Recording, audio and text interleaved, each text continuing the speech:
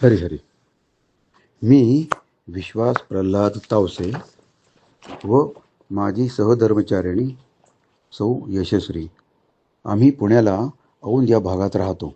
2017 ते 2018 या काळात आमची पैदल परिक्रमा सुरू झाली. त्या परिक्रमेला सुमारे 170 दिवस लागले होते. या 170 दिवसांच्या परिक्रमेच्या काळामध्ये आणि परिक्रमेहून आल्यानंतरच्या काळामध्ये सुद्धा जे काही चिंतन झालं, कारण परिक्रमा जरी समजा शारीरिकरित्या संपली तरी मानसिकरित्या ती एक उपासना आहे, ती एक तपश्चर्या आहे, त्यामुळे ते चालू होतंच. जसं माझ्याकडून परिक्रमेनंतर नेहमीच शुभ्र कपडे वापरले गेले, तसंच ते चिंतन चालूच असायचं. तर त्या चिंतनाचा काही भाग आता मी आपल्यासमोर मांडतोय. हरी हरी. नर्मदे हर. श्री नर्मदा गायत्री. ओम रुद्रदेहाय विद्महे मेखलकन्यकायै धीमहि तन्नो रेवा प्रचोदयात्. भगवद्गीतेमधील आणखी एका श्लोकाचा भाग बघू. अध्याय 2, श्लोक 56. दुःखेषु अनुद्विग्नमनाः सुखेषु विगतस्पृहः वीतरागभयक्रोधः स्थितधीः मुनिः उच्यते. हे बघा, इथे राग या अर्थाचा शब्द क्रोध म्हणजे अँगर असं घ्यायचं नसून काहीतरी हवं, तसं काहीतरी नको, म्हणजे नको हे सुद्धा हवंच असतं ना, अशा अर्थाने अशी जी भावना असते त्याला राग असं म्हटलं जातं. आता असंही बघा की जे पाहिजे ते मिळेल की नाही, का त्या मिळण्यामध्ये कोणती तरी गोष्ट आड येईल, आणि असं जर असेल तर तो येणारा अडसर मी दूर करू शकेन का, म्हणजे भय, चिंता, आणि नाही करता आला तो क्रोध. अशा ज्या गोष्टी आहेत त्यांना आपल्या मनातून दूर करायलाच हवं, अगदी टाकून द्यायला हवं. आता हे बघा की परिक्रमा करताना आपण भगवत नामस्मरण या कामाशी इतके एकरूप व्हायचं असतं की भगवत नामस्मरणा व्यतिरिक्त मला आता काही पाहिजे अशी भावनाच उत्पन्न होत नाही. होतं काय की परिक्रमा करताना, म्हणजे विशेषतः पुरुषांच्या बाबतीत आपण म्हणू, लुंगी आणि बंडी किंवा सदरा असे शुभ्र रंगाचेच कपडे परिधान केलेले असतात. आता बघा की त्या लुंगीला काही खिसे नसतात, म्हणजे तेवढाच अपरिग्रह तर वाढला ना. त्यामुळे जर तिथे खिसे असते तर ज्या ज्या वस्तू साठवल्या गेल्या असतात त्यांचा अगदी काही उपद्रव होतच नाही. कारण एखाद्या वस्तूचा संग्रह आपल्याकडे असणे ही स्थिती सुद्धा काही वेळा अगदी व्यापदायक असू शकते. 24 गुरूंमध्ये बघा आपल्या निर्णयाला सांगितलं त्याच्याबद्दल. प्रत्येक वेळी अगदी धनाची चिंता असते असं काही नाही बरं.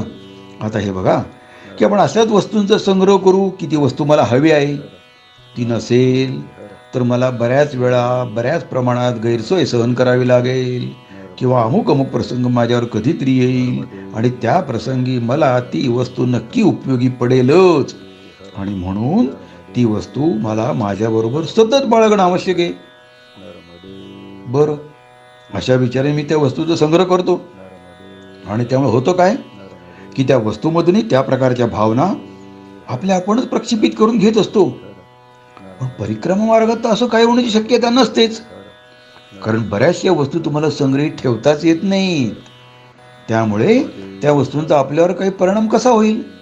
जर आपल्याकडे पैसे असतील तरच, म्हणजे आपल्याकडे असलेल्या पैशामधून जे काही मिळू शकत असेल ते तेवढं, असं काहीतरी खरेदी करण्याचा मोह होईल ना. आता असे बघा की माझ्याकडे असलेल्या कपड्याला जर खिसाच नाही तर मी पैसे ठेवणार तरी कुठं आणि कसं. शिवाय अशी काही वस्तू आपण खरेदी करावी, कारण ती वस्तू खरेदी केल्यावर मी त्या वस्तूचा माझ्या जरुरीप्रमाणे मला हव्या त्यावेळी हवे त्या प्रमाणात उपयोग घेईन, अशी भावनाच मुळे जिथे माझ्या मनातील भगवत नामस्मरणामुळे माझ्या मनातून अगदी लुप्तच होते, उद्भवतच नाही, तिथे त्या वस्तूंच्या असण्याकडे माझं लक्ष कसं जाईल. नव्हतंच जात मुळे. आणि हा अनुभव अनेक परिक्रमा वस्तूंनी सांगितलेला आपण ऐकला असेल. पण त्यामुळे होतं काय की ती वस्तू दिसली तरी अंगावरील शुभ्र कपडे, अपरिग्रह इत्यादी परिस्थितीमुळे त्या वस्तूचा म्हणजे तिच्या भोग्यतेविषयी त्या साधकाच्या मनावर काहीच परिणाम होऊ शकत नाही. आणि ती वस्तू नाही दिसली तर मग काहीच प्रॉब्लेम नाही ना. असो, पण त्यामुळे होतं काय की वीत राग भय क्रोध हे आपोआप घडत राहतो. आणि त्याच्यामुळे काय होतं की स्थितधीही म्हणजे बुद्धी सुद्धा स्थिर व्हायला मदत होते. कशामध्ये? कुठे? बुद्धी शांत आणि स्थिर होणार तर त्या भगवंत नामस्मरणातच, साधकाच्या आराध्य दैवताच्या चिंतनामध्ये. त्याला पुढे मुनी म्हणतात वगैरे, या सगळ्या गोष्टी खूप पुढच्या पायऱ्या झाल्या. कारण प्रत्येक परिक्रमावासी हा काही मुनी होण्याच्या पात्रतेचा भाग्याचा लगेच असतो असं काही नाही. पण त्या मुनीपणाकडे वाटचाल होण्यासाठी मात्र ही श्री नर्मदा परिक्रमेची म्हणजे पैदल परिक्रमेची वाटचाल मदतीची होते अशी माझी तरी खात्री आहे. आता आणखी एक श्लोक बघू. अध्याय 2 श्लोक 57. यह सर्वत्र अनभिस्नेह तत्तत्प्राप्य शुभ शुभम न अभिनंदती न द्वेष्टी तस्य प्रज्ञा प्रतिष्ठिता. सहयात्रेकरूंनी जर आणि जरी त्यांचे काही अनुभव आपल्याला सांगितले असतील तर आणि तरी अरेच्चा मला असा चांगला अनुभव का नाही आला असंही काय वाटत नाही, किंवा असा चांगला अनुभव आला तर त्याबद्दल त्याचे काही अभिनंदन करावे असंही वाटत नाही. कारण तो तर त्याचा अनुभव आहे, त्याला त्या परिस्थितीमध्ये आला. मी जर त्या परिस्थितीमध्ये नव्हतोच, ती परिस्थिती माझ्या वाट्याला आली नसेलच, आणि ती परिस्थिती माझ्या वाट्याला आली असती तर मी काय केलं असतं, अशा काल्पनिक जर तरच्या गुंतेमध्ये पडण्यापेक्षा ती परिस्थिती माझ्या वाट्याला आली नव्हती, त्यामुळे मी कसा वागेन. मी जर त्याच्यापेक्षा कमी प्रमाणात चांगले वागलो आणि तो मात्र जास्त चांगले वागला तर मी त्याचं अभिनंदन करेन किंवा या उलट द्वेष करीन. पण त्याचाही काही प्रश्न नाही, कारण दुसऱ्याचं अभिनंदन आणि द्वेष या दोन्ही गोष्टीपासून परिक्रमावासी आपोआपच दूर राहतो. अशा प्रकारे परिक्रमावासीची प्रज्ञा प्रतिष्ठित करण्याचं काम परिक्रमेमध्ये बऱ्याच वेळा होतं असा मला तरी अंदाज. आणखी एक श्लोक बघू. अध्याय 2 श्लोक 58. यदा संहरते च अयम कूर्मः अंगानि इव सर्वशः इंद्रियाणि इंद्रियार्थेभ्यः तस्य प्रज्ञा प्रतिष्ठिता. कासव जसं आपले अवयव आवरून घेतो आणि त्या कवचाखाली ठेवून देतो, त्याचप्रमाणे श्री नर्मदा परिक्रमा करताना त्या परिक्रमावासीला आपोआपच आपल्या भावनांना आवर घालण्याचं जे काही शिक्षण मिळतं ते मला खूपच वैशिष्ट्यपूर्ण वाटलं. साधक जेव्हा अगदी मनापासून परिक्रमा करत असतो, परिक्रमावासी असणं म्हणजे काय आहे हे त्याला माहीत झालेलं असतं, त्यावेळेला आपोआपच आता आजूबाजूला कुठेतरी काहीतरी राजसिक किंवा तामसिक सुद्धा वस्तूंचा किंवा व्यक्तींचा वावर आहे, रेलचेल आहे, आणि त्यामुळे माझ्या मनात कुठली तरी अभिलाषा उत्पन्न होऊन माझ्यामधील राजसभाव किंवा तामसभाव वाढीला लागेल असं तर होतच नाही. कारण माझ्या नामावरच्या एकाग्रचित्ततेमुळे, भगवंत नामस्मरणाच्या उच्चारणामुळे किंवा त्या प्रकारच्या भगवंत नामस्मरणामध्ये अगदी रंगून गेल्यामुळे त्या राजस किंवा तामस अशा भावापेक्षाही खूपच सुदृढ असा, खूपच मोठ्या प्रमाणातील असा सात्विक भाव जर भरपूर प्रमाणात उत्पन्न होणे अगदी अपरिहार्य असेल तर आपोआपच कूर्मः अंगानि इव असं घडणारच ना. होतं काय की इतर लोकांना आश्चर्य वाटतं की एरवीच्या परिस्थितीत भुलवणाऱ्या ज्या अनेक गोष्टी आजूबाजूला दिसतात त्या पाहून साधकाचं चित्त विचलित कसं होत नाही. तर त्याचं उत्तर हेच आहे की कूर्मः अंगानि इव असं झालेलं असतं म्हणून. आणि असं होण्यासाठी अशा ट्रायल्स म्हणजे एक प्रकारच्या परीक्षेत म्हणा की वारंवार घेतल्या जाणं, स्वतःने स्वतःची परीक्षा अगदी कठोरपणे घेतली जाणं, अशा गोष्टी या श्री नर्मदा परिक्रमेमध्ये वारंवार घडत असल्याने ही परिक्रमा अशा प्रकारच्या साधनेसाठी खूप उपयोगी पडते. आता त्याच्या पुढचा आणखी श्लोक बघू. अध्याय 2 श्लोक 59. विषय विनिवर्तन्ते निराहारस्ते देहिनः रसवर्ज्यम रसहापि अस्य परम दृष्ट्वा निवर्तते. याचा अर्थ असा होतो की इंद्रियांच्या साह्याने विषय सेवन न करणाऱ्या साधकाचे तर केवळ विषयच दूर होऊ शकतात. म्हणजे त्याचा त्या विषयांबद्दलचा अनुराग म्हणजे ते विषय भोगण्याची आस काही दूर होत नाही.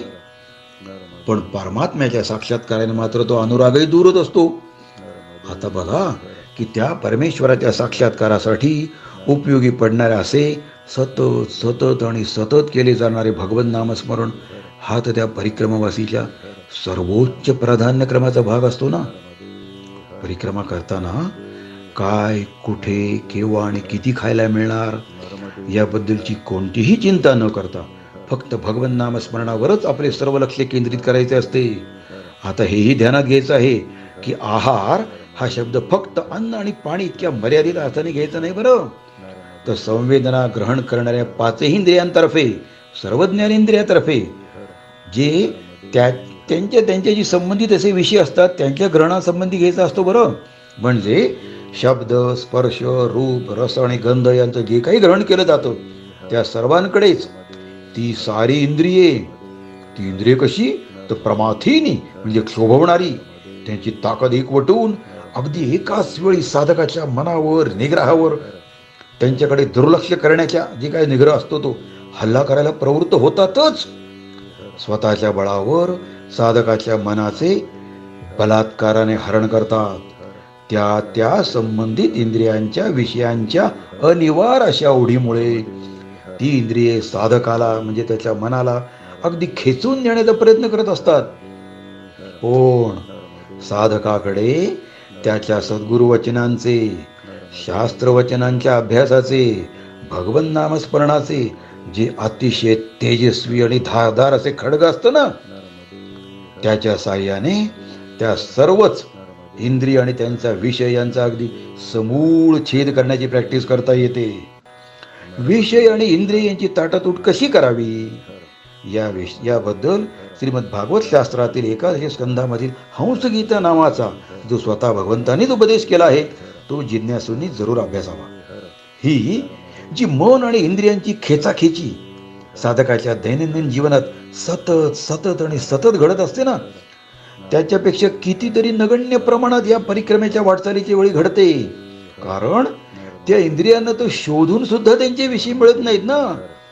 त्यामुळे त्या इंद्रियांच्या त्या प्रमाथीपणाला जे बळ मिळत असतं तेच मिळेन असं होतं. आणि त्यामुळेच साधकाच्या मनाच्या अपहरणाचे चान्सेस नष्टच होतात की हो. एकतर अशा वस्तू दृष्टीस पडतच नाहीत आणि पडल्या तरी भगवत नामस्मरणामुळे त्यांच्या उपभोगाविषयी एक प्रकारची अनास्था साधकाच्या मनात झालेली असते. म्हणजेच त्या ज्ञानेंद्रियांचे तसेच कर्मेंद्रियांचेही एक प्रकारचे संयमन त्या भगवत नामस्मरणामुळे झालेले असते, होत राहत असते. आणि तेही कसे, कशानं तर युक्त आसीत मत भगवत परहा, युक्त आसीत भगवत परहा करून, म्हणजे सतत सतत आणि सतत भगवत नामस्मरण करूनच. आणि त्याची बऱ्यापैकी तयारी या श्री नर्मदा परिक्रमेच्या निमित्ताने माझ्याकडून भगवंतांनी करून घेतली असे माझे प्रांजळ मत आहे. अर्थात योग्य त्या गांभीर्याने ही श्री नर्मदा परिक्रमा करणाऱ्या कोणत्याही साधकाचा हाच अनुभव असणार. आणि त्यामुळे आणखी काय होतं तर त्या साधकाकडे बघणाऱ्या सामान्य मनुष्यानं तर असंच दिसतं किंवा वाटत राहतं की अरे याला तर त्याची इंद्रिय वश झालेली दिसतात की हो. अशा प्रकारे काही काळापुरती का होईना, अशा काही कारणांमुळे का होईना, पण वशेही यस्य इंद्रियाणी असं झाल्यामुळे का होईना, पण साधकाची प्रज्ञा प्रतिष्ठित होत असेल, होतेच.